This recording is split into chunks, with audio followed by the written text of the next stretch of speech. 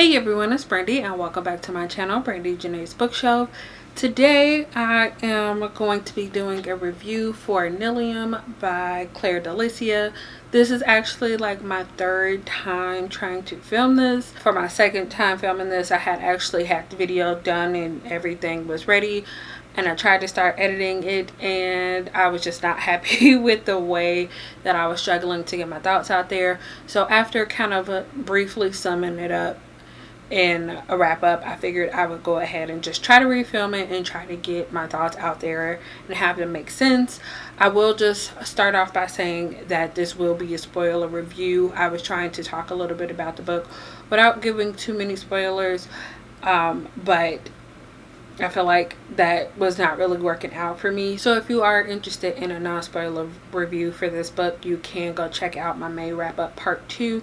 It is the second book that I talk about, so you can like skip through that if you don't want to watch the whole video, just for some quick thoughts and general opinions about the book. So as far as the description, I'm going to give a summary of what I think this book is about, and I will definitely link the Goodreads page so you can go check out the full description that is listed on the back of this. And the reason why I'm doing this will be explained once I get into more of my thoughts about this book. So this is a YA fantasy romance, I believe, following this character named Oriana. She's living on this island known as Madeira, and at the start of the story she is 17 years old. So just a little bit of background, there are mainly two types of people in this world, or at least as far as reading from Oriana's perspective. So we have the untouchables and the outcasts. The untouchables are the rich people, you know, the really privileged people in this world, and the outcasts are the poor people, or the people that are being taken advantage of, the oppressed people of the world. Oriana is part of the outcast, and yeah, that's pretty much the basics. So at the start of this story, we are following Oriana as she's trying to avoid the wedding of one of her friends from town. I believe that he's not necessarily an untouchable, but he is in like a higher place than the outcast, and I believe he's getting married to an untouchable, or he might also be an untouchable. That wasn't very clear, but she's a little upset because this guy did not tell her that he was getting married, and she's just like, well, I should have known, but he also should have told me. So she's trying to avoid that, and in the middle of the ceremony she's like, well, they have this apple orchard and they have all these apples that no one is using. So she decides that she's going to go and try to steal some apples from this orchard for her and her friend to enjoy, since everyone is pretty much at the ceremony. In the process of doing this, she narrowly avoids getting attacked, which is kind of brought up a little bit later somewhat, but I'm gonna skip over that because it's not as important. So the next day she actually goes off to school, and it is the last day of this choosing ceremony. These guys come in and they choose among the girl students who they want to marry, and these three untouchable guys come in from the mainland and they choose among the available women or girls, teenage girls from at this school or on this island. And one of the untouchable guys named Ezra actually chooses her, and she is stuck trying to figure out why exactly he chose her, because it's clear from the way he's acting that he is possibly attracted to her, but she's just not understanding like who he is. She's just like, I have no idea who this guy is. This is his first time meeting me. Why did he come here actually looking for me? And why did he choose me to be his wife? She's not really understanding all of these things. But because of him choosing her, she actually gets to leave this island and go back to the mainland with him in the 2-week time before they can actually get married. And she gets to see more of the world and learn that maybe everything is not as it seems, and get to learn a little bit more about customs on the untouchable side of things in comparison to what she has grown up to know. That's pretty much like a general synopsis or description of the book. So I forgot to mention this before I got into talking about the description of the book, but I was sent this book for review from the publisher Month 9 Books, which is like an indie publisher. And this review was supposed to go up a few weeks ago, but because of poor time management on my part, I didn't finish reading the book by the day I was supposed to post. But I did finish it within the week, but I did not want to post a negative review during that promotional time. So I did not get that finished when I was supposed to. So I'm here, and I still wanted to post it because I was sent this book for review, so I did still want to get some type of review up. So before I get into my thoughts, I will say that I did give this book 1 star. So I don't really want to rant too much about this. I just want to kind of go into a discussion about why I didn't enjoy this, like the different parts of why I didn't enjoy this story. As far as the description, I kind of gave you like a quick, like I said, summary of what I feel like happened in this book. However, there was like a 3-paragraph description that was listed in the email that I first received, as well as on the back of the book. I believe the main reason why I did not enjoy this book as much as I was hoping to going into it was the fact that this book was not exactly as it was advertised. The description mentions that Oriana has this magical dagger, and she is going to like harness the power of this dagger to like learn how to like gain this inner strength and use this to save herself and to save her people. However, I feel like that wasn't actually done.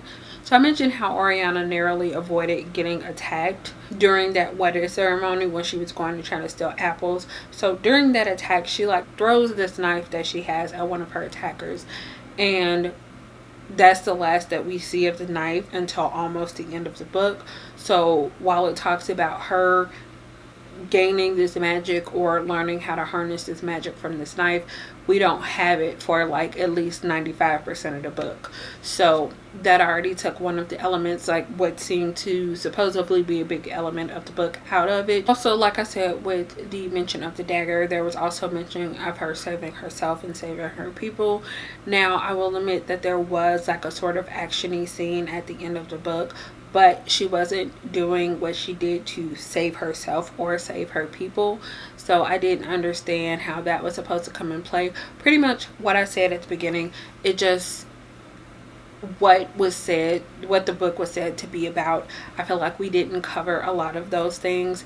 This almost felt like a prequel to the description that I was given on the back of the book. Some of the things that were mentioned did happen, but I felt like those big plot points never did come up. And kind of branching off of things not actually being in the book, there was a lot of things that were mentioned that weren't fully explained. Like I said, I believe this dagger that she had at the beginning of the book had some type of magic in it, which led me to believe that in this world magic existed in some way, but the magic system was never explained. And I believe there were also spirits in the book, but I found myself questioning if they were real or if this was just something that she was imagining or something that she thought was there because of things that she was taught growing up. But it's like other people seem to see these things, but it was never fully explained, like what was going on, why the spirits was there, like what caused the spirits to stick around. And like I said, the entire magic system, if there was a magic system, none of it was explained. And kind of going along with things not being clearly described throughout the story, there was also the term of Neliem, which is the actual title of the book. So there seemed to be different meanings of the word when it came up in different contexts, which was really confusing for me. So the first time that Neliem is mentioned, she says that the people in town call her Neliem. But then she goes on to say that Neliem was actually a person, and this person was known as like fighting against oppressors or people who were doing wrong until he died or something like that. So I didn't understand how that was supposed to be an insult to her, which it was meant as an insult, but with that description I didn't understand how that was supposed to be an insult. And then on other, like in other places in the book when Neliem was used, it was almost like a term to be used as like some type of magic user, but once again didn't understand because I wasn't sure because it switched meanings depending, like the words switched meanings in different spots of the book, and then I didn't understand if there was a magic system or not. So that made the entire thing confusing. That whole thing was just like I said, I was confused. There wasn't enough description for certain aspects of the book, and I think part of this was because it seemed like the author was writing as if the reader knew everything that she was thinking about as far as the world. Pretty much that explains itself. We go into this, there's information that's given, but I felt like there was much more information that was withheld, and I don't feel like I always need to be spoon-fed information about the world. However, when I feel like I'm missing something because it's not explained, like that's not good. It felt like the author spent so much time trying to get parts of the story moving a certain way, or spent so much time on certain sections that she didn't take the time to really build up her world, and I feel like that really hurt the story. Okay, so now that I have talked about that, I'm going to move on to my next major issue with this, and that was the romance. So I feel like the romance ended up being a huge part of the story. Like over 50% of this book was focused on the romance, and I did not like what was done with the romance at all. I don't have a problem with a main character trying to decide who she feels like is better for her, as far, like a better partner for her when she has different options. However, I did have a problem with her deciding that one person was better than the other when both of them were in the exact same situation. Ezra comes in and he is completely sweet to her. He pretty much gives her the space that he feels like she needs to adjust to this new arrangement that they have, but then she goes out one day on her own and she ends up meeting this guy because he's following her around the market, and he's coming on to her because he's just like, I like the way you look, I like your body, and I pretty much want to have sex with you. And she was just like, I'm drawn to him, but I don't know why. But she was also saying that she was drawn to Ezra and she didn't know why. It went on, and then she held him in this higher standard over Ezra, and I was just like, he's literally in the exact same situation. He's also this untouchable, this type of person who you despise, and you just like, I'm not interested in any of them because they're all the same type of people. But she kept holding him up to be this way better person just because he wasn't the one to come and choose her to be his wife, and I did not appreciate that. And then it went, like, I also didn't like the fact that they continued, like, she continued to go back and forth. She's just like, oh, I'm interested in him. But then soon as the other one would come up, she's just like, oh, but him too. And I felt like at times it almost felt like she kept making sure to bring up one or the other just to remind you that it's kind of a love triangle going on. And then after the fact that she finds out that the guy that she met in the market is actually his brother, and like she's just like, oh no, I'm not gonna do that. But then he shows up somewhere, and then she's just like, oh, but I can't forget about him. It's just like the entire romance, I didn't like the premise when she was, like I said, holding up one to be better than the other when they were in the exact same situation, or in the exact same like stance. They were in the same position, I guess. I could not get with romance at all. I just I didn't like it. I'm pretty sure that's all I really have to say about the romance. I'm just talking in circles at this point about that. I just didn't think that was well done at all. So moving on to my last major portion, and this is probably going to branch off into a few different things as far as examples, but I did not end up liking any of the characters really. Like, they were okay, but I felt like all of them had really bad moments, and then some of them made like some really sudden character changes randomly at the last minute. So at first I was okay with the characters because, as you can expect, characters have flaws, and flaws make them real people. I'm going to start with Oriana. She was pretty judgmental in the beginning, which I find to be pretty understandable just because of the way she was raised and the situation that she was in, the way she was judgmental. I completely I could understand where she was coming from just based off of those things.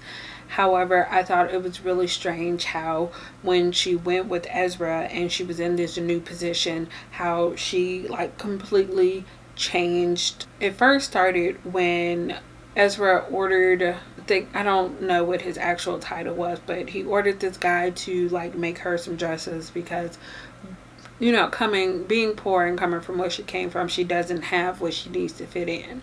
So this guy comes with these dresses, and she's just like, she notices that some of them aren't really well put together, especially seeing as her mom was a seamstress, and she's just like, some of them you can tell they were like outdated, and the brush job was really sloppy.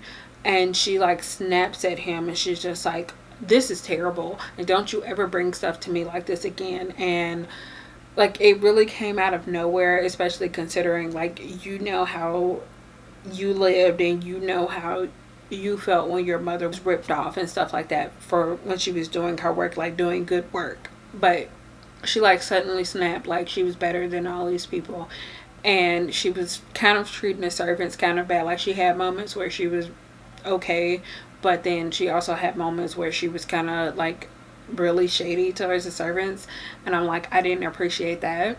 And there was one moment that like really ticked me off. I didn't mark anything while I was reading, but she is off with Ezra at his family's house. He took her to go meet his family, and like some things are going on in the background, and she realizes that things aren't what she initially thought they were.